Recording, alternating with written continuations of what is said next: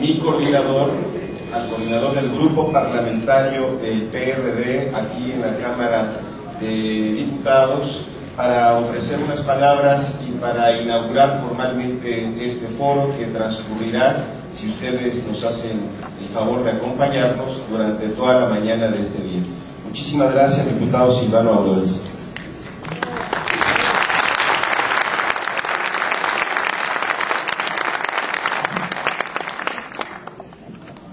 Muchas gracias. Buenos días a todas, a todos.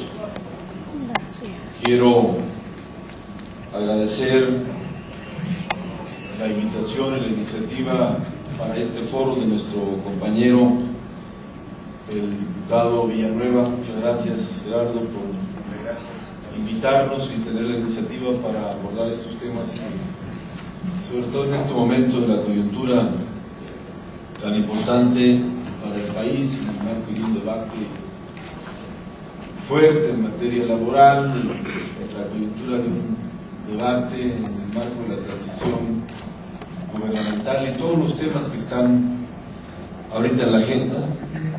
Resulta por demás oportuno, importante este foro. También agradecer la presencia de nuestro amigo Martín Esparza. Como usted, Martín, bienvenido a la Cámara, al compañero diputado Fernando Cuellar y a los demás invitados que hoy estarán platicando con ustedes sobre los temas del foro. Y a ustedes, amigas, amigos, bienvenidos, bienvenidos a la Cámara de Diputados, a este importante evento de energía eléctrica, del conflicto laboral a la tarifa social. Para nosotros resulta de una gran relevancia el debate sobre este tema, porque siempre hemos estado y vamos a estar del lado y en la defensa de las causas sociales. Esa es nuestra tarea, esa es nuestra visión. He escuchado con atención la información que nos da nuestro amigo Martín, y que solo demuestra, deja claro, ilustra los efectos que tuvo una decisión gubernamental, a nuestro juicio equivocada, pero sobre todo violatoria de la ley y de los derechos laborales, de los derechos humanos, pero que no acaba ahí. No acabó ahí esta decisión gubernamental de disolver una empresa y terminar con la relación laboral con un número muy grande de trabajadores, miles de trabajadores, de manera arbitraria, de la noche a la mañana, con una clara intencionalidad, porque la argumentación vertida pues no tiene sustento. Si esa argumentación se aplicara en otros casos, pues ya hubieran pasado cosas en otros ámbitos. Porque justamente el golpeteo al sindicalismo progresista, al sindicalismo independiente, mientras que del otro lado se premian y se favorecen los acuerdos por abajo del agua y todo lo que ya conocemos de esta relación perversa del gobierno con muchas organizaciones sindicales que se prestan y le sirven para los intereses. Vemos como una terrible contradicción ahora que Calderón envió la iniciativa de reforma en materia de reforma laboral, que evidentemente solo expresa en buena medida, por un lado, el interés de un sector patronal, de un sector empresarial que quiere condiciones adecuadas para mejorar empresas, para mejorar, aumentar ganancias, y que está bien, nada más que del otro lado se tiene que cuidar escrupulosamente los derechos de los trabajadores. Mientras eso no sea compatible, no sirve de nada que haya empresas pujantes y con ganancias, y decía Martín que hay empresas de clase mundial, del primer mundo, como presume la Comisión Federal de Electricidad. Pero por el otro lado, el tema de la vida sindical, de la apertura de la vida de las organizaciones sindicales en relación con las cuotas, la libre afiliación, la democracia interna. Pero la primera pregunta que surge cuando uno ve esta iniciativa: ¿y por qué la manda hasta ahora? ¿Por qué la manda a 3 meses que se acabe el periodo gubernamental, mientras que durante 6 años se mantuvo esa relación cercana y de complicidad con el sindicato magisterial? Pero no solamente eso, sino que se puso la política educativa en manos de la dirigente del sindicato magisterial. ¿Por qué hasta ahora? Es obvio que tiene una intencionalidad esta decisión, es decir, hágase la voluntad de mi juez, de mi compadre, si como yo ya usé, me beneficié, ahora ya que cambien las cosas para lo que sigue. En fin, son muchos temas que hoy están en el debate, pero regreso al motivo de este foro que convoca nuestro compañero diputado Gerardo Villanueva, y resaltar que es de la mayor importancia. Yo felicito a Gerardo y al equipo que lo apoya para hacer esto, y a ustedes por darse este espacio para estar presente en estos debates y en estos temas que son determinantes para lo que sigue en la vida del país. Y solamente decirles que es muy lamentable que en México los precios de los energéticos, los costos para el usuario, estén a contentillo de los funcionarios del gobierno. ¿Quién decide el incremento del precio de la gasolina? El secretario de Hacienda. En los últimos 15 meses ha habido como 25 incrementos a la gasolina. El último hace 15 días, otro incremento a la gasolina. ¿En base a qué o por qué o cómo no? Porque les falta dinero, le incrementamos la gasolina. ¿Cuál es el argumento? Pues es que no pasa nada, porque al cabo los pobres no tienen ningún efecto en virtud de que no tienen carro. Entonces, ¿qué les preocupa si sube la gasolina? Lo que no dicen es que cuando suben los combustibles suben las tortillas. Es un asunto fundamental. Y la luz, ¿de qué hablar? Llega el recibo, si pagabas 100 pesos, de repente llega a 120, pues 20 pesos más, no importa, los pago porque si no me la cortan. Y ahí te vas.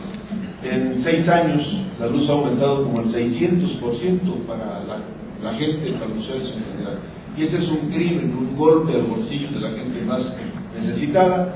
Pero eso sí, la CFE presume que es la quinta maravilla del mundo, sí, pero a costa del bolsillo de las familias más necesitadas. Por eso la importancia de este evento.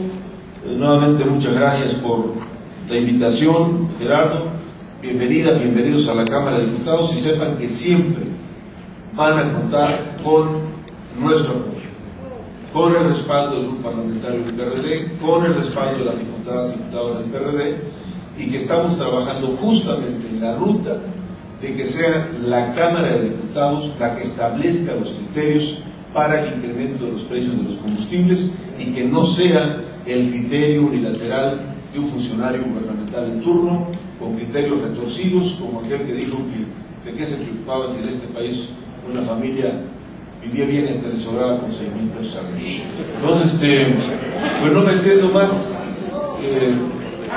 Les pediría solamente que nos ponemos de pie para la inauguración del evento, siendo las 10:50 de... En costos de inversión no se hace la diferencia cualitativa y cuantitativa de que en los productores independientes, aunque se les paga la inversión que realizan a través de un concepto llamado cargo fijo, las instalaciones continúan siendo propiedad de los productores independientes. Acá se paga la inversión, pero está incluida la inversión, pero las instalaciones son propiedad. Si hiciéramos la incorporación contable tomando en cuenta estos dos factores, encontraríamos que las plantas de producción independiente son como un 15% más altas que las que se generan con CFE. La siguiente, por favor. Esto aquí lo puntualizamos, son las inversiones no caracterizables. Es decir, debemos tener presente que la inversión que efectúan los productores independientes es restituida por Comisión Federal de Electricidad mediante el pago de un cargo fijo que se registra como gasto corriente, porque con esa erogación no se adquieren activos fijos, los cuales siempre son propiedad de los privados. En cambio, la inversión que se realiza en los proyectos, o sea, las amortizaciones que se hacen, no se incorporan a gasto corriente por parte de CFE porque se considera que son inversiones en infraestructura que tienen otro tratamiento contable, pero aquí, porque se están adquiriendo activos fijos, pero aquí, aunque se hace la erogación, no se adquiere ningún activo fijo, no se adquiere ningún activo fijo, simplemente se le restituye el pago al generador privado. En la cantidad pagada por este concepto al año 2010 asciende a 92.000 millones de pesos, o sea, a los productores independientes de energía, 20 productores aproximadamente que hay en el país, se les ha entregado una cantidad de 92.000 millones de pesos, pero esos 92.000 millones por cargo fijo no hemos adquirido ningún bien tangible, no es un activo fijo, se fue, se les pagó y no queda para el país nada de ello, quedan los activos quedan en propiedad de la CFE y eso afecta a la situación financiera del sector eléctrico público. No habrá tiempo, no hay tiempo para interiorizarse más en esos detalles, pero debemos ver el aspecto cualitativo de lo que esto significa.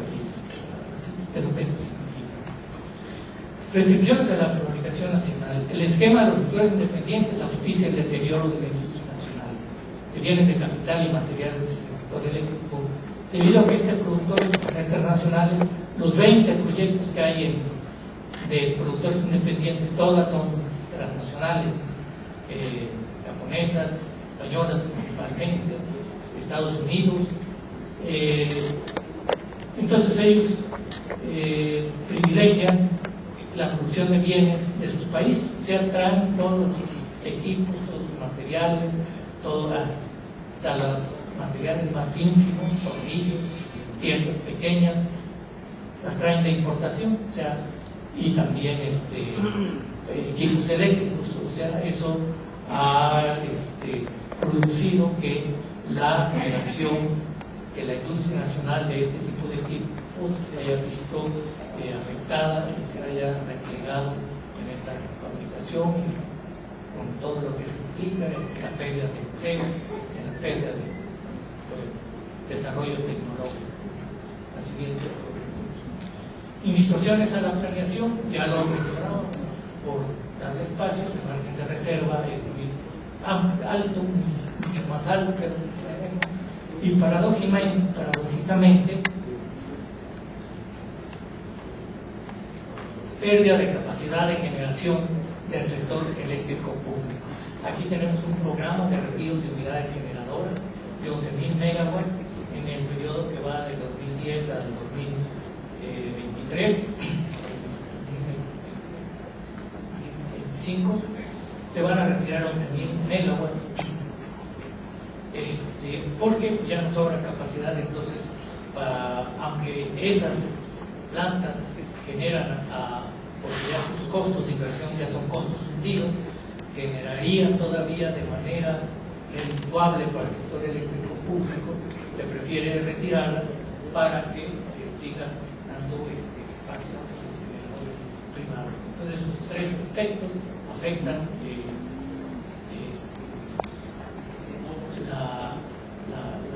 las finanzas, la capacidad operativa del sector eléctrico.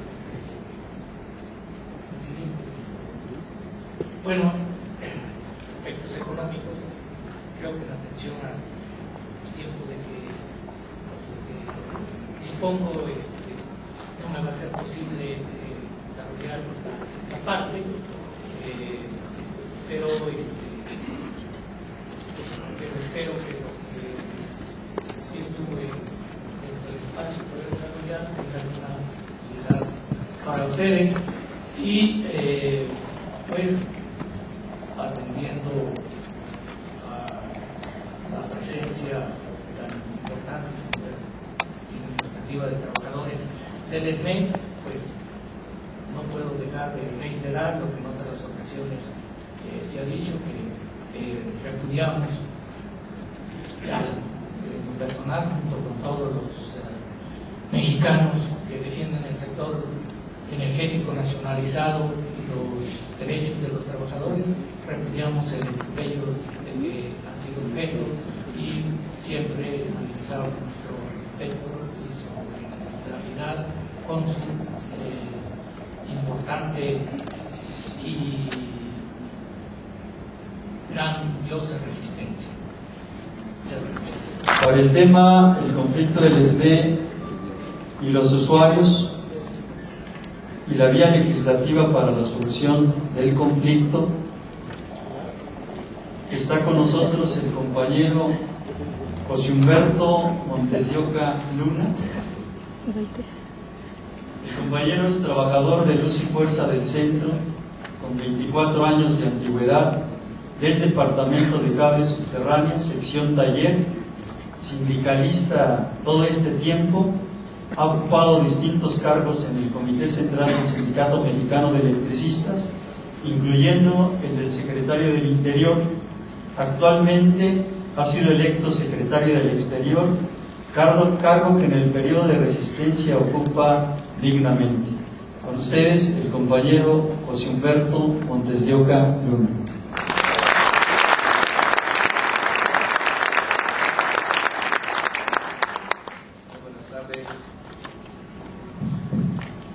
Gracias.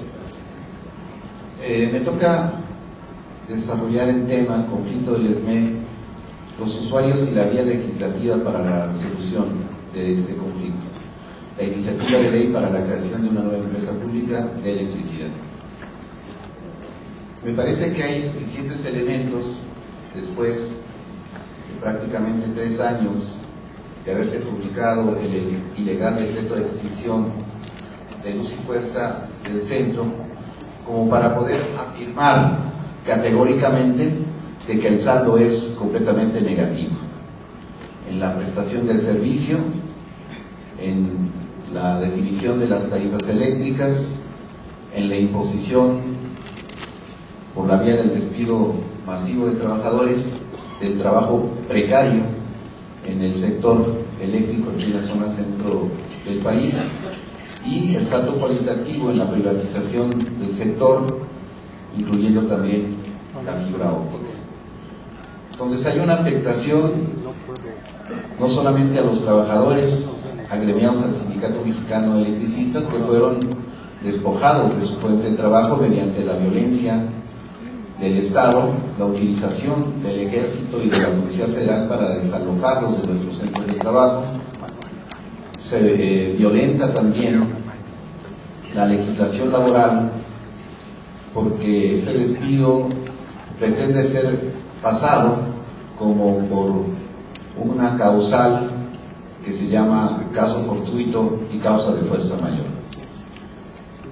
No se nos dio aviso, la policía irrumpió en nuestros centros de trabajo, no se concilió entre las partes como debió haber sido, si tomamos en cuenta que el decreto de extinción habló de la incapacidad de sostenimiento económico de la fuente de trabajo, lo cual se hubiera traducido naturalmente dentro del marco de la legalidad, pues en un conflicto económico que pudo haberse ventilado en la Junta Federal de Conciliación y Arbitraje para que las partes en conflicto pudieran haber tomado medidas en relación al contrato colectivo, en relación a la plantilla de trabajadores, ¿no? Y de algún modo conciliar de tal manera que la fuente de trabajo se garantizara para avanzar como una fuente de trabajo. Todo eso no ocurrió porque hubo una ilegal actuación del Estado, lo que algunos llaman un golpe de Estado. Por el otro lado, se presentó al sindicato y a la empresa pública ante los usuarios del servicio público y ante la nación en general como una empresa ineficiente y productiva que merecía ser intervenida por las Fuerzas Armadas y ser declarada inexistente. Esta campaña mediática en contra de los trabajadores podríamos decir que tuvo un efecto en la relación trabajador-usuario. El usuario se dejó encantar por la promesa de que con la extinción de Luz y Fuerza del Centro vendría una rebaja en el costo de las tarifas eléctricas, que vendría la mejora de la calidad de la prestación del servicio. Y en un primer momento la relación entre usuarios y trabajadores fue de divorcio por completo. Bueno, hay testimonios de nuestros compañeros en Resistencia de cómo los propios usuarios, ¿no?, festejaban que se hubiera extinguido Luz y Fuerza del Centro y el propio despido de los trabajadores. Es un momento que, resultado de la campaña de criminalización, de linchamiento en contra del sindicato, generó una situación de aislamiento de la lucha de los trabajadores. En un primer momento los trabajadores solo contaron con el apoyo de las organizaciones sociales, populares, estudiantiles, sindicales, campesinas, indígenas y populares, que a lo largo de los últimos años de existencia de los conflictos entre estas organizaciones sociales y el gobierno, pues recibieron el apoyo del Sindicato Mexicano de Electricistas, pero teníamos un divorcio con los usuarios del servicio. Ese primer momento significó para nosotros resistir en condiciones muy adversas, porque no teníamos a este aliado. Desde otro punto de vista también hay que decir en el balance que el golpe al Sindicato Mexicano de Electricistas trajo consigo un cambio radical en las relaciones de trabajo entre el suministrador y los trabajadores. Hoy sabemos que hay 13,000 trabajadores subcontratados que laboran para Comisión Federal de Electricidad, que no cuentan con contrato colectivo de trabajo, que no tienen capacitación, no tienen experiencia en el manejo de los conductores eléctricos, y esto ha venido generando lo que nosotros decimos una política de crimen industrial, porque es mandar al matadero a los trabajadores que, careciendo de los elementos fundamentales para poder realizar esta actividad con seguridad, van directamente a una situación de riesgo y de muerte en muchos casos. Este también es el saldo negro del decreto de extinción. Todos estos trabajadores que, sin tener conocimiento, laboran para la Comisión Federal de Electricidad. Y a la inversa, significa la destrucción de una relación laboral sustentada en un contrato colectivo de trabajo que encierra toda una serie de garantías, no solamente laborales, sino también sociales, que estaban como prerrogativas de los trabajadores, que a lo largo de 98 años de existencia de nuestra organización sindical habíamos venido conquistando con la lucha sindical. En otro saldo también la legalidad sale bastante dañada, violentada por el decreto de extinción y por la fórmula en cómo fuimos nosotros despedidos. Apenas hace unos días, la semana pasada, tuvimos una primera noticia buena del Poder Judicial de la Federación, que revoca el laudo de la Junta Federal de Conciliación y Arbitraje, que daba por terminadas las relaciones obrero-patronales. Y con eso quiero entrar en el tema de cómo ha sido la actuación de la Junta Federal de Conciliación y Arbitraje y de los propios tribunales de frente al conflicto. Y aquí podemos decir categóricamente que el Poder Judicial ha sido sometido, ha sido subordinado a los intereses y política de frente al conflicto del Poder Ejecutivo Federal. Quizá ahora, porque ya el gobierno de Felipe Calderón va de salida, es como el Poder Judicial pueda tener un mayor margen de autonomía de frente a su papel dentro del conflicto con el Sindicato Mexicano de Electricistas. Se vulneran también aspectos fundamentales que tienen que ver con la propia definición del carácter estratégico de la prestación de servicio público de energía eléctrica. Todos sabemos que para negar la figura del patrón sustituto, Comisión Federal de Electricidad tienen en un contrato de comodato toda la infraestructura de luz y fuerza del centro. Son bienes nacionales que han sido puestos en comodato sin que hasta el momento se haya definido desde el punto de vista jurídico, legislativo, la situación de luz y fuerza del centro. Nosotros decimos que aquí hay un vacío en donde no se ha modificado la ley del servicio público de energía eléctrica, su cuarto transitorio, en donde sigue apareciendo como empresa suministradora en la zona centro del país, Luz y Fuerza del Centro. Son de las inconsistencias jurídicas del decreto de extinción, son parte de la simulación de las instancias impartidoras de justicia en nuestro país, que han actuado de manera facciosa a favor del Ejecutivo Federal. En el transcurso del conflicto hemos venido recuperando la relación con los usuarios. ¿Sí? Ha venido transitando de este divorcio efecto de la campaña mediática de linchamiento en contra del sindicato hacia una relación de unidad convergente en intereses comunes. O sea, un aspecto fundamental es el hecho de que se puede hoy decir que esas organizaciones de usuarios, los comités, las propias asambleas nacionales de usuarios, tienen claro que el incremento del costo de la energía eléctrica es resultado del proceso de privatización del sector eléctrico nacionalizado.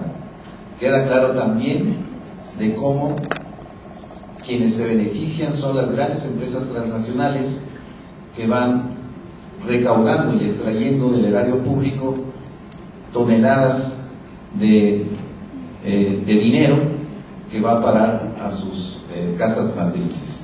Solamente del 2001 al 2008 se transfirieron 268,000 millones de pesos a las empresas transnacionales por concepto de los contratos de generación a 25 y 30 años.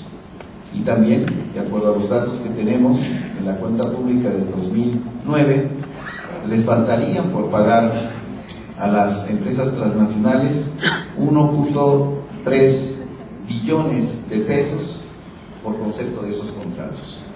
Y eso se va cargando a la cuenta pública, que también, obvio, se carga al costo de la energía y a la afectación de los usuarios.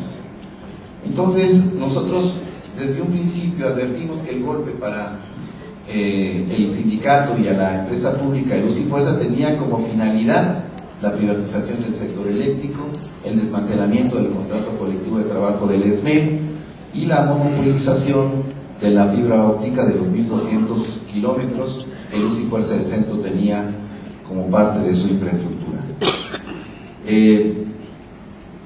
Los usuarios fueron encontrando la pista para entrelazar sus demandas, que son el alto a las tarifas eléctricas, con la lucha del sindicato. Y el sindicato también optó por incorporar dentro de sus demandas, dentro de sus consignas, el alto a las tarifas eléctricas. Y creo que ahora hemos hecho un trabajo de organización de manera coordinada, más allá de la gestión de las quejas al Profeco para contener los abusos de Comisión Federal de Electricidad, hemos hecho una alianza estratégica para frenar estos abusos y también para ir al fondo del problema, que tiene que ver con lo que ahora nosotros decimos la renacionalización de la industria eléctrica. Es un concepto que nosotros recogemos, primero, de lo que constitucionalmente todavía está en el 27 constitucional, que es la exclusividad del Estado en la prestación de ese servicio público, y que ha sido violentado por la vía de los hechos y por reformas al marco jurídico secundario que permite la participación privada de las empresas transnacionales en generación, y hoy, con el golpe a luz y fuerza del centro, de la subcontratación de pequeñas empresas, medianas empresas, que están participando directamente en la prestación del servicio, ya no solamente en la generación de electricidad, sino en el propio mantenimiento, instalación y operación del sistema eléctrico. Entonces han dado un salto cualitativo que va más allá de lo que teníamos con la reforma del 92 de Salinas de Gortari, que permitió la concesión de permisos a las empresas privadas transnacionales para generar electricidad en nuestro país. Hoy son más del 50% que se genera en el país está en manos privadas. Y en ese sentido nosotros hicimos una gran campaña de difusión a lo largo de todos estos años y meses de resistencia, esclareciendo el papel de las empresas transnacionales, el carácter privatizador del decreto de extinción y las afectaciones económicas y sociales a los usuarios del servicio. Y nos parece que hemos podido avanzar hacia una alianza estratégica que ya se manifiesta en acciones comunes, convocatorias a movilizaciones en donde participan los usuarios organizados en comités y en asambleas, y participa también el Sindicato Mexicano de Electricistas. Recientemente acudimos a la Cámara de Diputados, a esta Cámara, a plantear una serie de demandas, incluyendo la solución al conflicto del Sindicato Mexicano de Electricistas, y ganamos una interlocución. Los usuarios junto con el sindicato ganaron una interlocución con la pasada legislativa. Esperamos que esa también le dé continuidad a esa interlocución para hacer el planteamiento de cuáles son las necesidades de los usuarios y cómo estas necesidades de los usuarios están ligadas a los intereses del Sindicato Mexicano de Electricistas en la lucha por preservar el carácter nacional de esta industria estratégica. De tal manera que en la actualidad nosotros creemos que es importante profundizar esta alianza, y un mecanismo que estamos promoviendo es la promoción de una iniciativa de reforma de ley para la creación de un nuevo organismo público descentralizado que sustituya a Luz y Fuerza del Centro, con los trabajadores del Sindicato Mexicano que nos hemos mantenido en resistencia, los 16.599, y con el contrato colectivo de trabajo. Esta iniciativa de reforma que nosotros depositamos en esta Cámara en 2010, que se fue a la Comisión de Energía y que durante todo el año pasado no fue dictaminada, después de que Acción Nacional intentó por todos los medios desecharla, y después también, hay que decirlo así, subrayando, de que el Partido Revolucionario Institucional, el PRI, tampoco aportó los votos suficientes como para poder dictaminarla dentro de la propia comisión y dentro del pleno de la Cámara a favor del Sindicato Mexicano de Electricistas. Nosotros estamos entonces en la intención de recuperar esta iniciativa. Quizá le hagamos algunos cambios para fortalecer más su argumentación, para darle mayor vigor, y tenemos la intención de rescatarla. No se dictaminó, se fue dentro de las iniciativas que no se dictaminaron por las distintas comisiones de la Cámara, y nuestra idea es recuperar esta iniciativa para promoverla. Se han hecho gestiones con algunas fracciones parlamentarias, particularmente el Frente Parlamentario de Izquierda, donde está el PT, el PRD, el Movimiento Ciudadano, y ha habido una aceptación de que esta fracción o este Frente Parlamentario va a promover esta iniciativa de reforma a la Ley de Servicio Público para la creación de esta nueva empresa. Entonces, para nosotros el problema de las altas tarifas eléctricas, de la pésima calidad del servicio que da Comisión Federal de Electricidad, pasa por la solución al conflicto del SME. Es decir, está imbricado en el sentido de que la mejor garantía para la prestación de servicio de calidad y para obtener una tarifa social como la que nosotros hemos propuesto, una tarifa social donde paga más el que más tiene, paga menos el que menos tiene, pasa necesariamente por la solución al conflicto del Sindicato Mexicano de Electricistas. Por esa razón es que nos interesa mucho sostener esta alianza a nivel incluso, no solamente de la zona centro del país, sino a nivel nacional, para el fortalecimiento de los usuarios del servicio. En nuestro país no hay muchas experiencias de organizaciones o sindicatos de consumidores. En otros países hay sindicatos de consumidores que se organizan para defender sus intereses, y me parece que esta experiencia de los usuarios del servicio de la energía eléctrica va a trascender en ese sentido, la posibilidad de que los usuarios, los consumidores de los servicios, de los bienes y servicios, puedan organizarse en defensa de sus propios intereses y establecer políticas de alianzas con los trabajadores del sector, que como en el caso de nosotros, pues estamos en un conflicto derivado del ilegal decreto de extinción de Luz y Fuerza, y que para que se resuelvan las demandas de los usuarios tendrá que ser de manera conjunta en relación a las demandas de los trabajadores. Esa es la experiencia que nosotros hemos vivido a lo largo de estos años.